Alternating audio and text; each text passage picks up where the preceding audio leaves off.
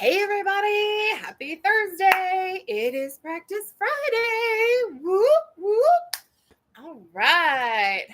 So, oh my gosh, I had my first EMDR session with my therapist today and it was incredible.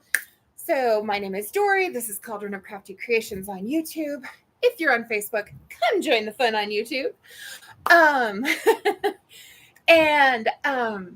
So I had requested actually last spring a name for therapists who did actually even earlier than that. And I was trying to find somebody who took my insurance who did EMDR. And I thought I wanted a female therapist. And I got a list of 4 names and I called the first 2 that were obviously women and left messages. And then the third one could have been either way. And it was a guy and I left him a message. And the fourth one was obviously a guy, and I called him and he answered, and he had time to talk for a few minutes then. And we just clicked immediately. I was like, okay, this guy is the right one. And so I'm so glad that spirit intervened, because in addition to helping with therapy in all of these different ways, it's also helping me heal my relationship with the masculine. And that has been awesome. But so I started working with him last summer. And one of the things that really clinched it for me, that was yes, this guy's the right one to work with, is that he had on his Psychology Today profile that he specializes in spirituality. And I was like, interesting. And so I asked him about that. And he said, selfishly, I really like when I get to work with people who are doing their healing on a spiritual level as well, because then we have that shared language and vocabulary. And I was like, that's amazing, because that was one of the things that I felt kind of held me back. I don't know if I've talked about this before or not, but it kind of held me back with previous therapists, where some of them were made it obvious that they did not agree with my spiritual beliefs, and that they were judging me, which I think is totally inappropriate for a therapist to make that obvious. And then the therapist that I worked with before Douglas, she did not, but I knowing that my spiritual beliefs are not mainstream, although they are becoming more so. And I was felt like I was being judged, even though I don't know if she was or not, because she certainly was professional enough not to make it obvious that she was. And so being able to go deep and share all of the work that I'm doing on the spiritual realm, and know that he's applauding me for that and on board, and agree, has similar, not the exact same beliefs, but has similar belief systems. And so I've learned things from him on that spiritual stuff, and he's like, wow, that's really amazing, and that's really cool, now I want to try that. And so it's been really cool with that. And so we had talked about doing EMDR, and I had done EMDR with a Reiki healer that I worked with previously, and we had done it on Zoom. And so I thought, we can just do it on Zoom. And he and I had always met on Zoom until just a couple of weeks ago. And he said that he felt EMDR worked better in person. And so we finally did my first EMDR session today. And he has this really cool stuff where there's a light bar and buzzers for each hand and a headset, and they go back and forth. And so the light moves back and forth, and the headphones make a sound in the different ear. And then the buzzers, one will buzz and then the other. And so everything on the right side at the same time and everything on the left side at the same time. And so it helps bring your brain's focus back and forth from one side to the other. And we went so deep in stuff today, and it was so incredible. And I just really feel like we transmuted and alchemized so much.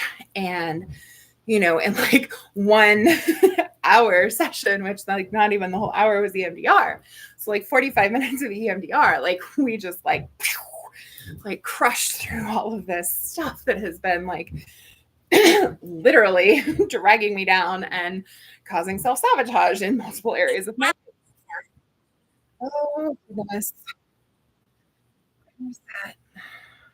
Got another tab that's talking to me. I need to close that. Okay. So anyway, EMDR was amazing. So especially if you have big T trauma that you're working on, and you're able to go to a therapist and are able to find somebody who does EMDR, I highly recommend it. There are people who are not therapists, which I was not aware, but you can get certified in EMDR even if you're not a licensed therapist, which he is. So anyway, but yeah, so highly recommend EMDR. We worked through so much. And so I did that and then ran a couple errands and came home, and I had a master class with my coach, Meg Zeke, who's just amazing. And she actually did part of it live on Facebook, and I did share that on my profile. So if you are wanting to know, she basically, when she hit the edge of like her upper limit of income, she her nervous system crashed, and she's like, why is nobody talking about how your nervous system will crash and you will start self-sabotaging like crazy when you hit your upper limit?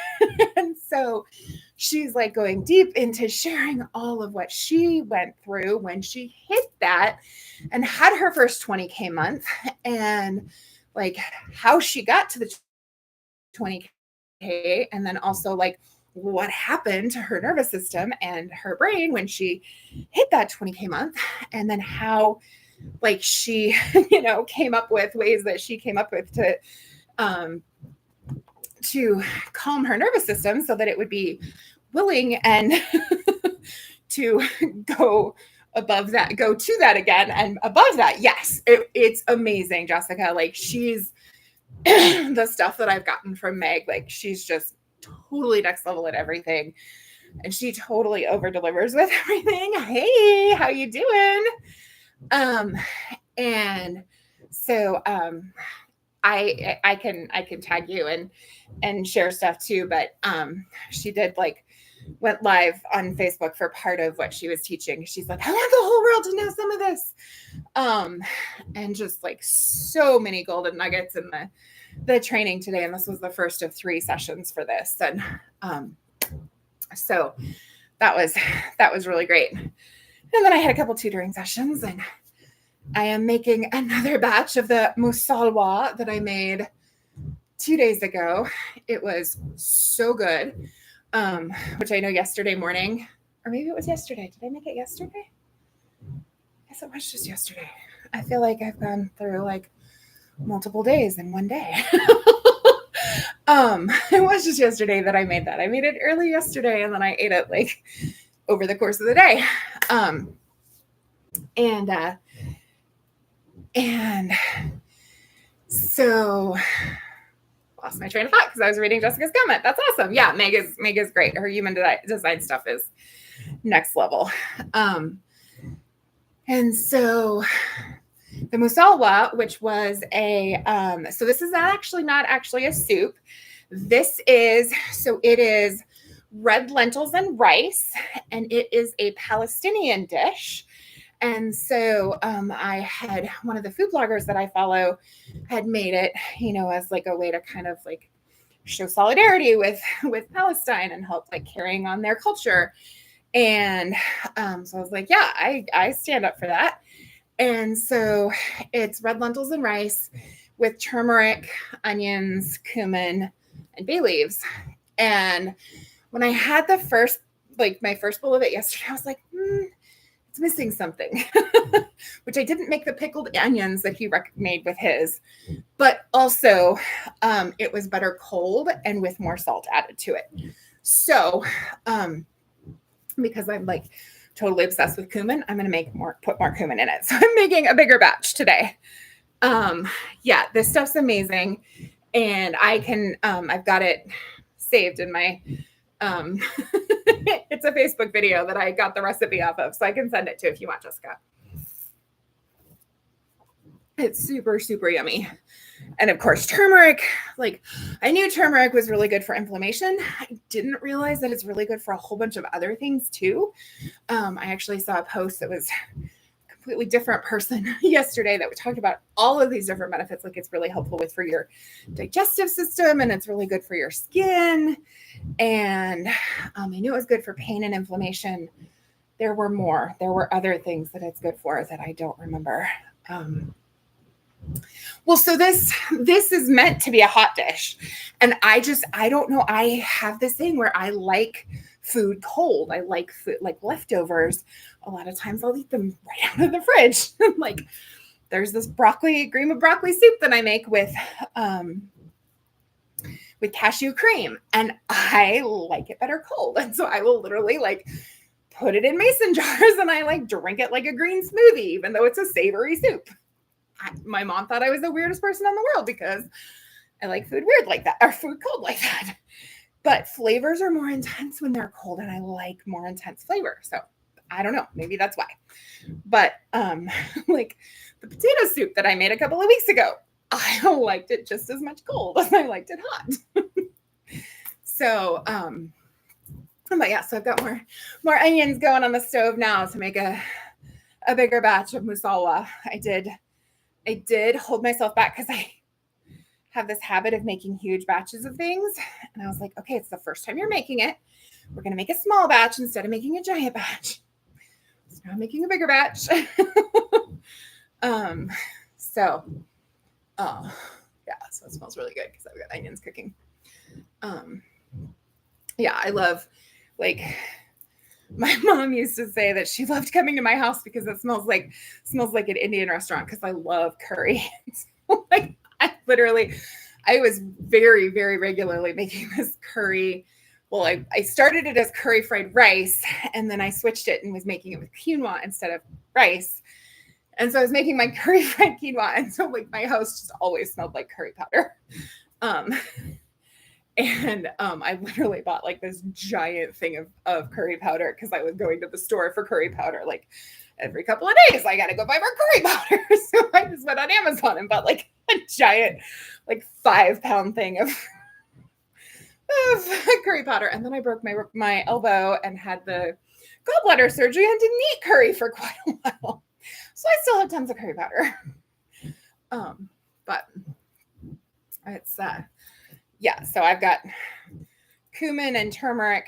Cumin is one of my very favorite spices too. So which I did do like a heaping spoon of cumin with it instead of just the regulars, the leveled off. Can't remember if it was a half teaspoon or a teaspoon. But I'm gonna like triple the amount of cumin this time, just because I love cumin. Make it a little stronger cumin flavor. But I also, the recipe didn't have black pepper, but I added black pepper to it because of course black pepper helps you absorb the curcumin, which is the active ingredient in the turmeric that is so good for us. So yeah, and I got in a walk outside earlier and ran errands. I felt so like productive. And then during my first tutoring session, or no, it wasn't even my tutoring session, it was during the call with Meg before I started tutoring for the evening, I was like, I'm so tired. I want to cancel tutoring and go take a nap. And I was like, we're not doing that. And so I did some stretching and like went upside, like did the back bend over my exercise balls, like hang my head upside down to kind of get some more blood flow and oxygen to the brain to help me wake up before my first tutoring call. And so I've done 2 of 3. I have 1 more this evening, which is later than I realized. I gotta watch that. So I'll do my 3rd tutoring session, and I need to make my bed because I washed all my bedding and did like the mattress pad and everything. And then last night I was like, mattress pad's not quite dry and I'm done. So I just like put a flat sheet down and slept on top of that last night. So I gotta go make the bed with all the stuff. So I may like stop after the onions, and then finish the masala tomorrow. We'll see how much energy I have after I finish tutoring. Because gotta make the bed first. But I'm very excited to sleep with all fresh, clean bedding. Oh, that'll be good. Oh man. And I got up this morning and I was so tired. And I got up for a little bit and I went back to bed and took a nap. And then I woke up and I was like, I really don't want to get up and go to therapy in person, but I said I was going to do EMDR. I thought I would come in person. I am following through. And so I got myself ready and I did it. And really, really glad that I stuck it out and made myself do it, because it was definitely extremely beneficial. And yes. Thank you. You have an amazing night, an amazing weekend too. Hope you and your kiddos get to do something fun. We had really, really nice weather, and today it like cooled down a little bit, and it's supposed to get even cooler again, which is, you know, spring in Montana. So yeah, those 60-degree days in March, I was like, this probably is not going to just continue and last spring into summer, which I'm okay with, because I don't have air conditioning and I'm not excited about like it getting too hot. But yeah, I love like weather in like the 40s, 50s, 60s. Like that's my sweet spot, unless I'm at the beach. If it's above like 70, I want to be at the water. So definitely if it's above 75 or 80, that's like, I'm like, no, thank you. So I gotta get set up. I normally have my lawn chair set up outside where I go out and start grounding and putting my bare feet on the earth and stuff. And I haven't done that yet this spring. So it's time to get set up and start doing that. I did go out and take pictures. Stood under one of my trees and took some cool pictures looking up at me and the tree, which I need to post because that was fun. I have all these amazing pine trees around my home that I go out and get there, soak up their healing energy, and enjoy doing that. So it's time. Spring is coming. So I love spring and fall. They're my favorite time of the year. Because I like the more like the middle temperature is better than like super hot and super cold. Unless of course I'm at the ocean or the lake, then I'm okay with it being hot.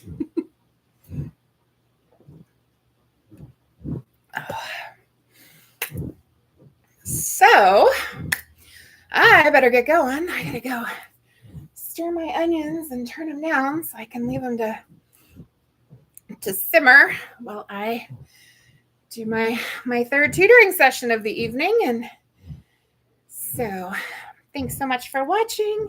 I hope you do something today that sets your soul on fire, brings you joy, and that you follow your bliss. Choose love, choose peace, choose kindness. Take care. I'll see you next time.